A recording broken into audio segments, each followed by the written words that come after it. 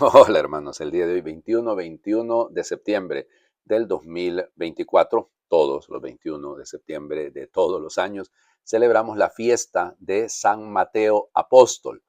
Hoy, pues sábado, los podemos celebrar hasta la hora de nona, ya saben que luego comienza la víspera del domingo y así que por lo tanto ya no se podrá celebrar en las misas después de las 4 de la tarde, digamos, tiene que mantenerse eso siempre así, ¿no? Bueno, vamos, Mataya. Mata ya ves, piensa en el nombre de Dios, ¿no? Y Matatías, de hecho, es discípulo, ¿eh? El Matatías es el discípulo, Matatilla es el don de Dios, el regalo de Dios sería, bueno, claro, Teodoros sería el regalo de Dios, pero en griego, pero en hebreo, porque eso es Mataya, Matilla, pues bueno, eso es lo que significa, el don de Dios, y es un regalo de Dios sin duda. Solo que recuerden que el Evangelio de Lucas lo llama Leví, ¿ok? Se le llama Leví. Marcos le va a llamar Mateo, solo que cuando se trata de la vocación de él, le llama Leví. Interesante, o sea, es muy común esto, ¿no? De que existan dos nombres, aunque en este caso no sabemos si Matatías, insisto, es más bien discípulo, matetés, o es en el caso del término hebreo. Entonces, ahí podría haber una duda, porque Leví y Matillá, si los dos son hebreos, no hay ninguna duda. Ahora, otro elemento importante en el caso del Leví, acuérdense que de la tribu de Leví, los levitas son precisamente los sacerdotes. Aquí incluso ha habido por ahí algún comentario al respecto de esto, de que se trataría de tribu sacerdotal. No lo sabemos, o sea, realmente no lo sabemos y yo creo que también es un poco presuntuoso pensar que sí lo es, o sea, es decir, porque se trataba, vamos, no es propiamente un recaudador de impuestos, porque está en Galilea, en Cafarnaúm, y entonces se trataría de una persona más bien como encargado de una aduana, más o menos, para que me entiendan, alguien que, acuérdense que Cafarnaúm tenía mucho movimiento y entonces probablemente de eso se trataba, era una persona que cobraba ahí en las aduanas, sobre todo el precio de la sal.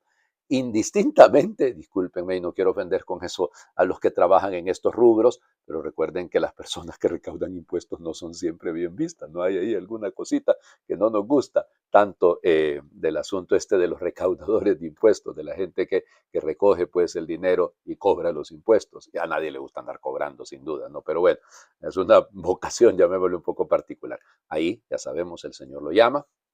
Y bueno, ya la historia ya la sabemos en cuanto al Evangelio.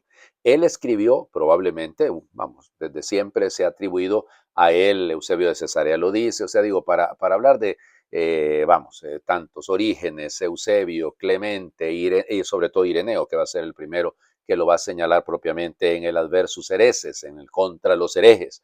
Ahí lo va a decir él que Mateo escribió ese Evangelio y que primero lo escribió en arameo y que luego, alrededor del año de la década de los 80, ya había caído Jerusalén eh, y que por eso luego se tradujo al griego. Nosotros conocemos la versión griega, pero realmente el Evangelio fue escrito en arameo, en la lengua que hablaban los apóstoles, que hablaba el Señor Jesús, que hablaba la Santísima Virgen. Bueno, entonces fíjense, importante eso. Luego, aquí la tradición, ahí se contradice, porque la mayoría dice que predicó primero allí en Judea, sobre todo en el norte, en la zona de Galilea, ahí formó una comunidad que será la que le escribirá el Evangelio y luego que se traslada a Etiopía y que en Etiopía va a ser martirizado. Solo que aquí el problema es que volvemos a los nombres, Mateo y Matías son el mismo nombre, ¿no? Y entonces muy probablemente el que muere en Etiopía siendo misionero será Matías, ¿se acuerdan? El que eligieron para sustituir a Judas. Entonces aquí entre otro problema. Vamos, entonces, ¿quién dice esto? O sea, bueno, hay varios relatos que nos hablan de eso, sobre todo Epifanio de Samalís, él habla, o sea, que él era obispo de Chipre, y entonces dice que él muere muy probablemente en Hierápolis, ¿no? En esta ciudad que era en ese momento y sería su Turquía, eso, y que ahí fue martirizado. Bueno, ya les digo, hay varios relatos. San Rufino va a decir que, San Rufino, no, y que me escuchara, Dios mío, que me escuchara Jerónimo y me cuelga, porque no eran nada amigos, para nada. Rufino, que es otro historiador, va a decir que efectivamente murió en Etiopía. Pero ya les digo, probablemente viene la confusión de los dos nombres. Sus restos, la tradición dice que están en la Catedral de Salerno, en Italia. Ahí es la devoción también grande. Cuando vamos a las lecturas, son propias porque se trata de la fiesta de un apóstol. No se le va a olvidar cantar el Gloria, ¿no?, el día de hoy, porque toca, dado que se trata de un apóstol. Entonces, carta a los Efesios, capítulo 4, versículos del 1 al 7 y luego del 11 al 13. Hermanos, yo, Pablo, prisionero por la causa del Señor, les exhorto a que lleven una vida digna del llamamiento que han recibido. Sean siempre humildes y amables, sean comprensivos y sopórtense mutuamente con amor. Esfuércense en mantenerse unidos en el Espíritu, con el vínculo de la paz, porque no hay más que un solo Señor y un solo Espíritu, como es también solo una la esperanza del llamamiento que ustedes han recibido. Un solo Señor, una sola fe, un solo bautismo, un solo Dios y Padre de todos, que reina sobre todos, actúa a través de todos y vive en todos. Cada uno de nosotros ha recibido la gracia en la medida en que Cristo se la ha dado. Él fue quien concedió a unos ser apóstoles, a otros ser profetas, a otros ser evangelizadores, a otros ser pastores y maestros, y esto para capacitar a los fieles, a fin de que desempeñando debidamente su tarea, construyan el cuerpo de Cristo, hasta que todos lleguemos a estar unidos en la fe y en el conocimiento del Hijo de Dios, y lleguemos a ser hombres perfectos, que alcancemos en todas sus dimensiones la plenitud de Cristo. Palabra de Dios. Te alabamos, Señor. Muy bien. Entonces, evidentemente la carta a los Efesios se le atribuye a Pablo, ¿verdad? ¿Por qué lo leemos? Porque el principio, yo se los insisto cada vez, ¿no? Cuando hablamos de la apostolicidad de la iglesia, eso es lo que permite hablar de la unidad, de la catolicidad y de la santidad, porque es la apostolicidad la que garantiza eso. La iglesia de Cristo es apostólica, está fundada sobre los apóstoles, y lo propio de los apóstoles es cumplir con su vocación. Han sido llamados. ¿A qué han sido llamados? A ser vínculo de unidad. Un solo Señor, un solo bautismo, un solo Dios y Padre que reina sobre todos, que actúa a través de todos y vive en todos.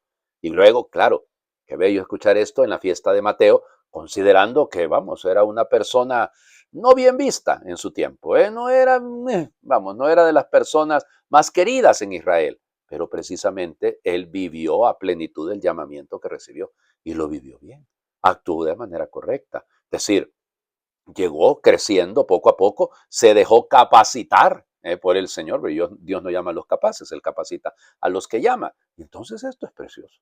Piénsenlo, realmente es una joya, es una belleza poder decir esto con toda franqueza.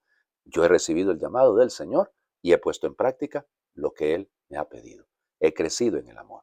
Y por eso he tratado de ser humilde, amable, comprensivo, he sabido soportar, me he esforzado en mantenerme unido en el espíritu, con el vínculo de la paz. Esa es mi vocación. Cada uno en lo suyo, claro. Algunos serán pastores y maestros, otros evangelizadores, otros profetas, otros apóstoles, y si no podemos hacerlo todos, ¿no? Pero ahí, si vivimos esa como una vocación, ¿eh? Una vocación, que cada uno, desempeñando bien su tarea, construye el cuerpo. Eso es la clave. Ahí sí. Si mi vocación es legítima y la vivo de manera correcta, construyo, contribuyo a hacer crecer, no a destruir. El Evangelio, pues la vocación de Mateo, ¿no? Mateo capítulo 9, versículos del 9 al 13. En aquel tiempo Jesús vio a un hombre llamado Mateo sentado a su mesa de recaudador de impuestos y le dijo, sígueme. Él se levantó y lo siguió. Después, cuando estaba a la casa, en casa de Mateo, muchos publicanos y pecadores se sentaron también a comer con Jesús y sus discípulos. Viendo esto, los fariseos preguntaron a los discípulos, ¿por qué su maestro come con publicanos y pecadores? Jesús los oyó y les dijo, no son los sanos los que necesitan de médicos, sino los enfermos. Vayan pues y aprendan lo que significa, yo quiero misericordia y no sacrificios. Yo no he venido a llamar a los justos, sino a los pecadores. Palabra del Señor. Gloria a ti, Señor Jesús.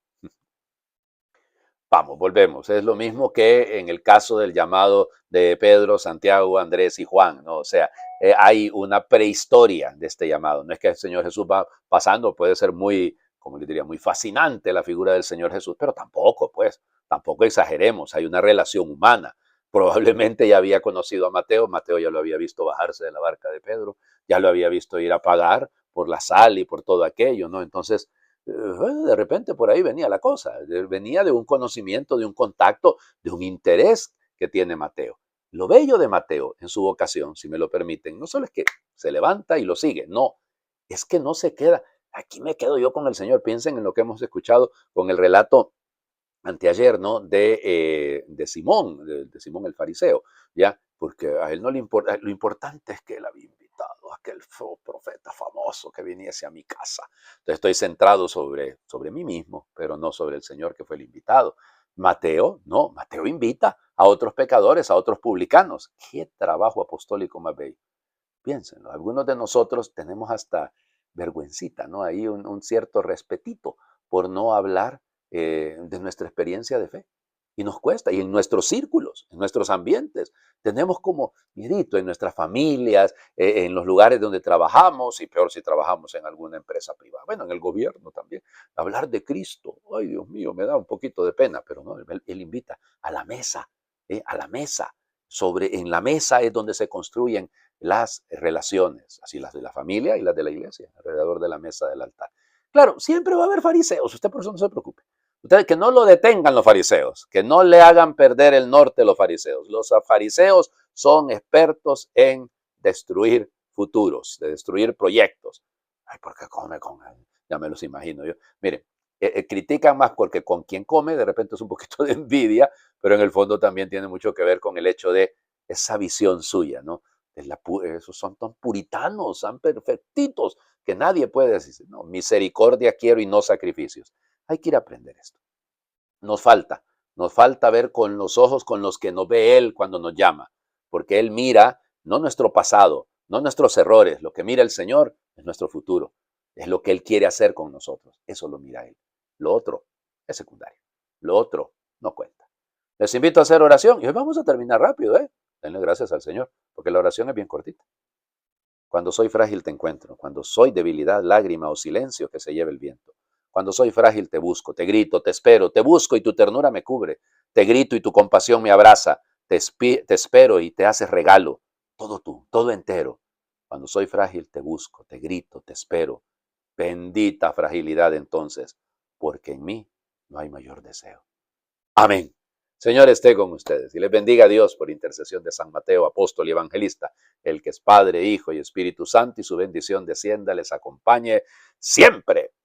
Muy feliz sábado para todos, pues el sábado se termina la semana 24 del tiempo durante el año. Al mismo tiempo, ya saben que los sábados hay que recordar un poquitito más a la madre. Un poquitito más. ¿Por qué un poquitito más? Porque la debemos recordar siempre, ¿no? Alguno ya me ha preguntado, padre, ¿y qué piensa del documento que escribió la Santa Sede con respecto a Medjugorje?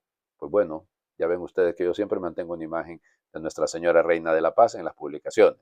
Y yo he estado en Medjugorje 5 veces. ¿Qué piensan ustedes? Yo firmo abajo exactamente de lo que se publicó. Ahí hay milagros, claro que sí. Conversiones extraordinarias. La presencia de Dios ahí está. Y donde está presente el Señor Jesús, ahí está su madre. Eso a mí no me cabe la menor duda. De los videntes, pues sí, yo los he tenido en algún momento a la par, pero yo no los ando buscando a ellos. Esas rock stars no sirven. Lo que sirve es que nos ayuden, y es así, debería de ser su misión, igual que la mía y la suya, ¿no?